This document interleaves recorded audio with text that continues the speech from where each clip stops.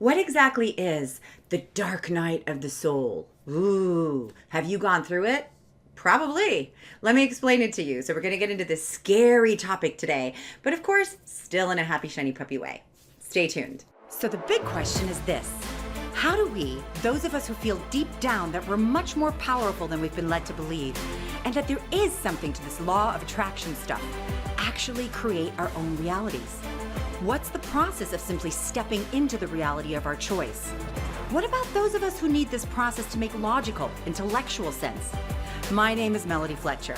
You've got questions about the technology of reality, and I've got the answers. Welcome to my channel, where the law of attraction finally makes some freaking sense. Hey guys, this is Melody Fletcher, and today we are going to talk all about the dark night of the soul. Scary, scary, scary.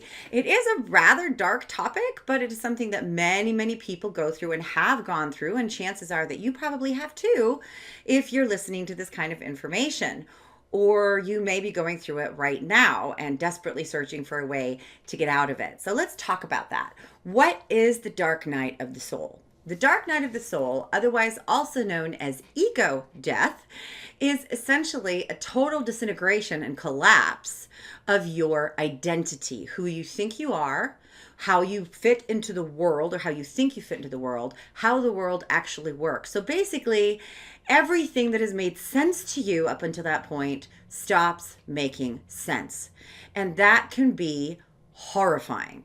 Absolutely terrifying. It can bring up a tremendous amount of fear because you enter into this state of chaos. You enter into this state where everything that you thought you knew, you realize you don't know, and you feel really lost, and you feel really confused. Yeah.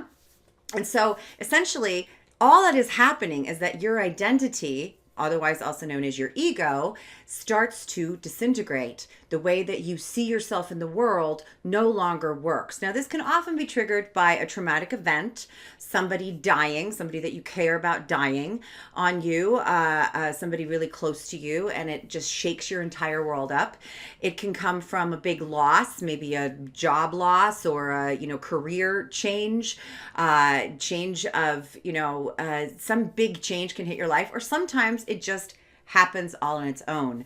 This is a part of awakening. Nothing is going wrong here, but essentially what you're doing is you're starting to see how the 3D reality that you're in, the world that you thought was real, and this is how it worked, just becomes something that you understand to be a facade. It's not really all that real. It doesn't make sense to you. Yeah. And who you think you are changes. And it's not like you suddenly know who you are instead. And that's why it feels so terrible. You just know that who you thought you were is not who you are. And now you don't know. You don't know who you are. You don't know how the world works. You don't know anything anymore. And this can be incredibly difficult to accept. And a lot of people even feel like they're maybe going a little bit crazy when this happens. They may feel it's a little bit like a psychotic break. Yeah. This can be very volatile, and it can absolutely be mistaken for depression. It can feel very close to depression. Everything becomes meaningless. Everything that you thought had meaning goes away. You feel like you have no purpose. You don't know what your purpose is. It is incredibly stressful. I will totally admit that. And yes, I have gone through this. In fact, I've gone through it more than once. Every time you grow in a really significant way, you do a really significant level up, there can be this ego death that happens where you have to let go of everything that you thought you knew. And one of my favorite sayings is that the only thing that we know for sure is that we don't know shit. Yeah. And what do I mean by that? We don't really know anything. All we ever have are best guesses based on the data that we have gathered so far. And if we gather data that is contradictory to that, it can blow everything we thought we knew out of the water. And that makes us enter into a chaotic state. And this is true whether we're talking about it on this grand scale where, we go into the dark night of the soul, or it can just be a really stressful time when you get a new piece of data that sort of blows some things out of the water, and you realize that you're reaching for something that you have absolutely no idea how to get, or you don't, you enter into the state of not knowing. And the more you can make peace with the idea that you don't know, the faster and easier this will be. Yeah. So basically, the rules of your life, the rules of your identity, the definitions of your identity start to just disintegrate completely, leaving you in this kind of void where you don't know what's going on, you don't know who you are, you have no clarity on anything. Again, brings up a huge amount of fear, even can bring up the fear of going insane, losing your mind. That can be a really big one that holds you back in that state. Yeah. So how do you get out of it? That's the most important part, right? How do you get out of it? Well, this is going to seem really counterintuitive, but you have to steer into it. Yeah, this is essentially the same way you get out of depression, by the way. You have to steer into it. You have to allow yourself to be in that chaos. We have to embrace the chaos, because chaos is simply the state where the reality that we're in is disintegrating. And we have to allow that to happen before we're able to step into the new reality where we do then have clarity, where we do then see what's going on, where essentially a new identity, an expanded identity is built. And this is why I've gone through this more than once. Now, that doesn't mean that I have to go through this every time that my identity shifts, but when it shifts in a really significant way, I've gone through this probably 2 or 3 times. And now I've kind of learned how to do it by trusting it and going with the flow of it and stepping into that chaos where I don't have to go through that much volatility anymore. Yeah. But essentially what you want to do is when you find yourself in this state of chaos, in this state of no clarity, in this state of not knowing, is make peace with the fact that that's where you are. You're in the chaos, which just means that you're in the in-between space between realities. You have to let go of the old before you can grab on to the new. Yeah. And letting go of the old is scary when you don't yet have the new. And the way that I think about it is like being a trapeze artist and you're swinging on that trapeze and now you got to let go, fly through the air and trust that that partner will be there to catch you, right? Or that next bar is coming that you can catch. And that in-between state can be very, very scary, especially if you don't yet trust that next step, that swinging bar, that trapeze, the next one will be there. Yeah. The more trust we have, this is why it's gotten easier for me, because I've built my trust over time, built my belief over time. So I trust that that next trapeze will be there because it always is. So now when I'm flying through the air, I don't get so scared anymore. It's not so volatile for me anymore. And I've seen that progression in a lot of my clients as well, as we all learn to embrace this chaos a little bit more. The dark night of the soul is an extreme version of that. And like I said, you may very well have already gone through this at some point, and this is sort of explaining what is happening. Why do we even have to go through this?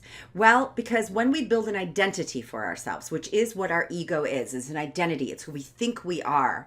Yeah. It makes our life easier. So, for example, if you have a certain identity, you know how to react in certain situations based on that identity. I am this person. I am a good person, for example. And so if somebody yells at me, I'm going to do my best as a good person to continue to be kind.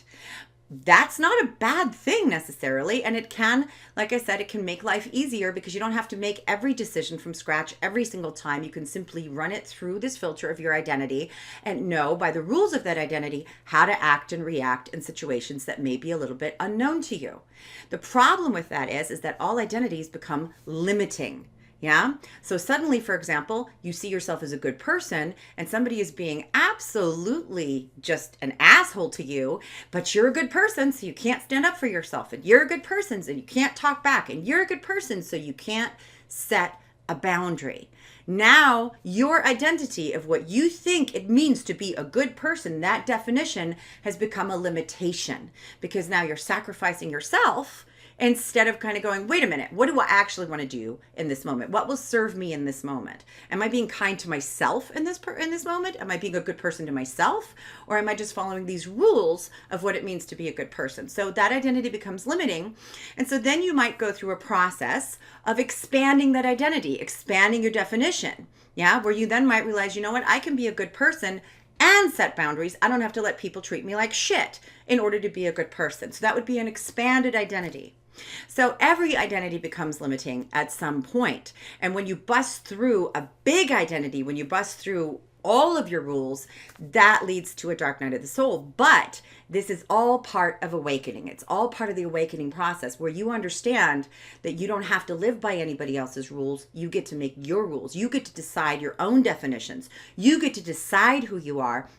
And ultimately, all of these processes, all of these identity expanding, events that happen, experiences that are happening in our lives, which don't always require the dark night of the soul. Like I said, you can also do this in a less volatile way. It all comes down to how much you trust and how big of a jump you're making. Yeah. But if you're able to ride through the chaos, what happens is you expand your identity, and ultimately you get to a place where you have no identity, where you are able to make every decision in every moment fresh from scratch.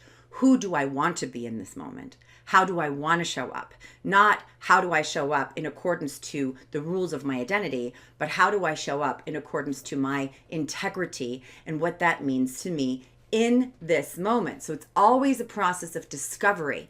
But getting, into that state, it takes a little while. We do this incrementally because we're letting go of some really, really ingrained rules that say, if you don't follow these identity rules, you're not going to be safe. If you don't follow these identity rules, you're going to be ostracized, or you're going to be punished, or you're going to be, killed for it even, and there can be some real survival mechanisms kicking in there. So that's why it's so scary. Ultimately, however, we're not going to get crushed anymore. We're not going to get beaten down anymore. We are actually not going to be supported if we don't find the identity that really works for us, and ultimately no identity. But that's a big jump to make. So it's okay to use identities as long as we know that that's what we're doing. We can still do that in a very, very empowered way. So all identities are temporary. All identities become limiting at some point. And when your big identity starts to disintegrate, it can lead, not necessarily, but can lead to the dark night of the soul. So you steer into it. You steer into the chaos. You accept the chaos and you say, okay, right now, I don't know. I don't know the answer. I don't know who I am. I don't know how to react to this. I don't know how to solve this. I don't know. And that's okay, because I will know. I'm just in that in-between space. I'm just flying through the air right now.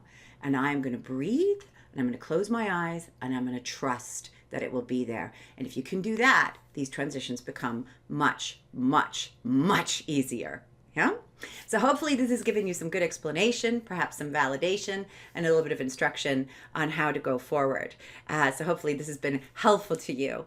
Until next week, I'm Melody Fletcher. I'm sending you huge, smushy, happy, shiny puppy hugs. And I want to thank you from the bottom of my heart for bringing your light to this world. Bye.